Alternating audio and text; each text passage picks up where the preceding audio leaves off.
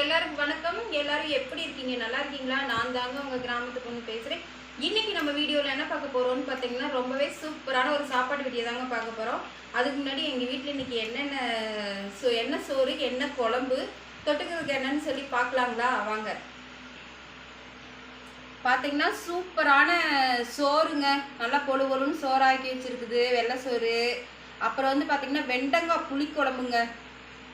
நல்லா திக்காக அப்படியே சாப்பாட்டுலேருந்து இறங்காமல் இருக்குது பாருங்க. இந்த மாதிரி வெண்டங்காய் புளிக்குழம்பு. அப்புறம் சிக்கன் கல்லீரலுங்க தொட்டுக்க. இது வந்து உருளைக்கிழங்கு வறுத்து வச்சுருக்கிறேன், உருளைக்கிழங்கு ஃப்ரை. அப்புறம் குழம்புல உள்ள வெண்டங்காங்க. வெண்டங்காய் வந்து சாப்பிட்றதுக்கு எனக்கு ரொம்ப ரொம்ப பிடிக்கும். அதனால நான் வெண்டங்காய் வந்து நிறையாவே எடுத்து வச்சுட்டேன். சரிங்களா? இப்போ வீடியோக்குள்ளே போய் சாப்பிட்லாங்களா? அதுக்கு முன்னாடி நீங்கள் எல்லோரும் சாப்பிட்டீங்களா? உங்கள் வீட்டில் எல்லாம் இன்றைக்கி என்ன சோறுன்னு சொல்லி எனக்கு கமெண்ட் பண்ணுங்கள். வாங்க ஃப்ரெண்ட்ஸ், சாப்பிட்லாம். இந்த வெண்டங்காய் குழம்பு வந்து புளிக்குழம்பு, மீன் குழம்பு மாதிரி வைக்கிறதுக்கு வெண்டங்காய் குழம்பு வந்து ஒரு ஸ்டைலுங்க. இது வந்து மசாலாலாம் அரைச்சி ஊற்றி வைக்கிறதுங்க. கல்யாணத்துலலாம் வைப்பாங்கல்லங்க, அந்த மாதிரி ஒரு ஸ்டைலில் வைக்கிறது இந்த வெண்டங்காய் புளிக்குழம்பு.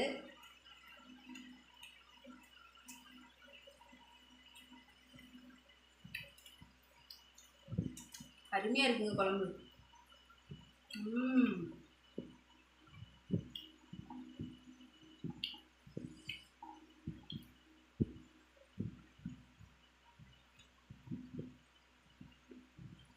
நான் வந்து வெண்டங்காய் புளிக்குழம்பு வந்து இன்றைக்கி எப்படி வச்சுருக்கேன்னு பார்த்தீங்கன்னா, முருங்கைக்காய் மாதிரி இப்படி தான் அரிஞ்சு போடணுங்க. வெண்டங்காய் இப்படி அரிஞ்சு போட்டால் தான் அந்த வளவளப்பு தன்மை வந்து வராமல் இருக்கும். அதனால முருங்கைக்காய் மாதிரி அரிஞ்சு போட்டு புளிக்குழம்பு வச்சு பாருங்க.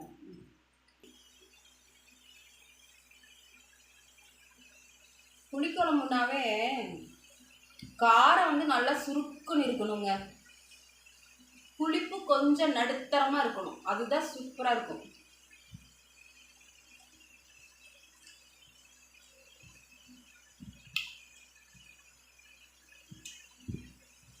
வெண்டங்காய் வந்து பார்த்தீங்கன்னா முருங்காய் மாதிரி நீள நீளமாக அரிஞ்சு போட்டதுனால ஆட்டுக்கால் எலும்பெல்லாம் நம்ம சூப்பு வந்தாங்க, அது மாதிரியே நல்லாயிருக்கும்.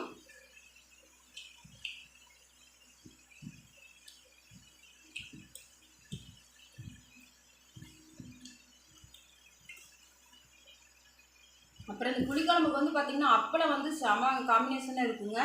நான் இன்றைக்கி உருளைக்கிழங்கு இதெல்லாம் இருக்கிறதுனால அப்பளம் பொரிச்சுக்கலைங்க.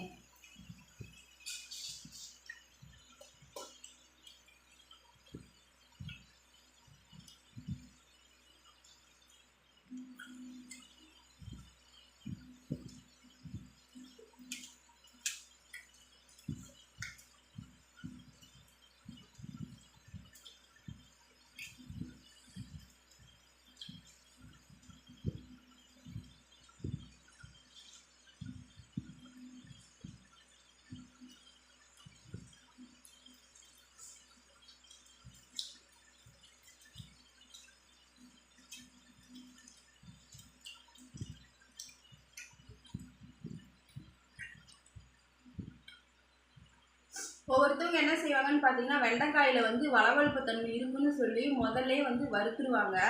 அவங்க வந்து எப்படி அறுப்பாங்கன்னு பார்த்தீங்கன்னா, ரொம்ப பாக்கு மாதிரி கட் பண்ணுவாங்க. அந்த மாதிரி அறுத்தாதாங்க வெண்டைக்காயில் வந்து வளவளப்பு தன்மை வந்து அதிகமாக இருக்கும்.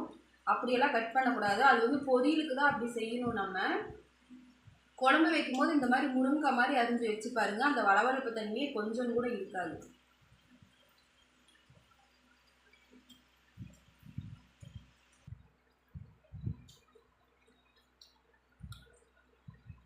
இங்கே பாருங்கள், வெண்டைக்காயில் அதாவது வலுவழுப்பு தன்மை வருதுங்களா? குழம்பு தான் வருது பாருங்கள், கொஞ்சம் கூட வலுவழுப்பு தன்மையும் இருக்காது.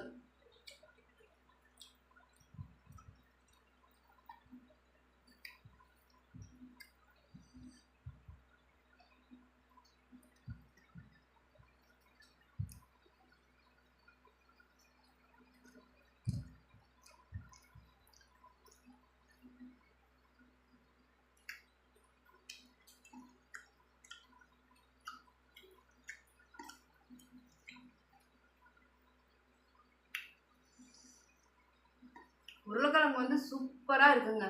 அப்படியே மாவு மாதிரி வேற லெவல் டேஸ்ட்டாக இருக்குது உருளைக்கிழங்கு.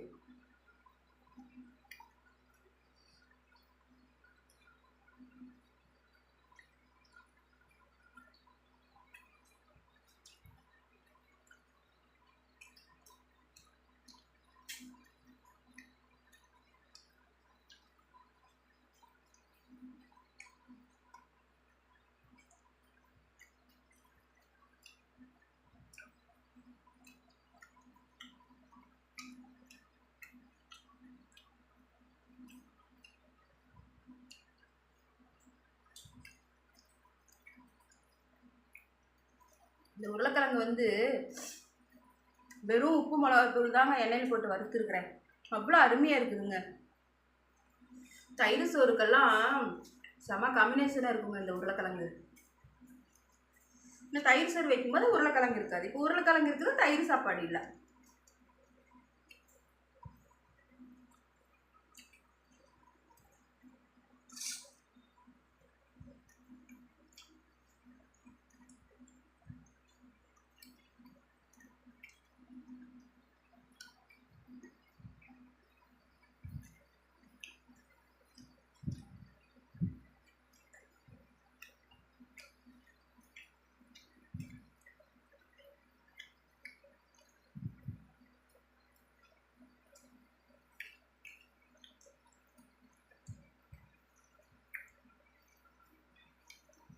ஒவ்வொரு குழம்பும் ஒவ்வொரு ருசியாக இருக்குது. ஆனால் நம்ம போடுறது என்னன்னு பார்த்தீங்கன்னா உப்பு புளி காரம் தாங்க. அது மட்டும் கரெக்டாக போட்டுட்டா நம்ம தாங்க பெரிய சமையல்காரவங்க.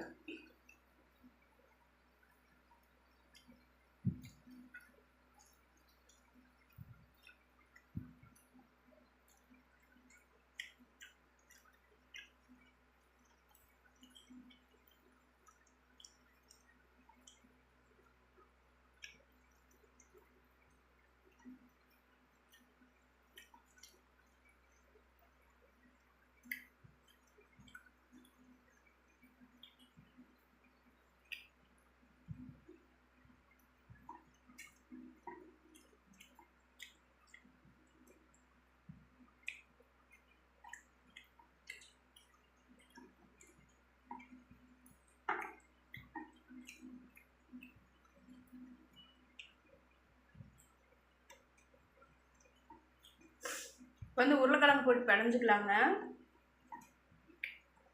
உங்களுக்கு இந்த மாதிரி பொரியல் போட்டு பிசைஞ்சு சாப்பிட பிடிக்குங்களா? உருளைக்கிழங்கு வறுத்துட்டு அந்த வடை சட்டியில் சாப்பாடு போட்டு நல்லா இறுக்கி பிடிச்சி பிசைஞ்சு சாப்பிட்டா அவ்வளோ ஒரு ருசியாக இருக்குங்க. எப்படி இருக்குன்னு சாப்பிட்டு பார்க்குறேங்க.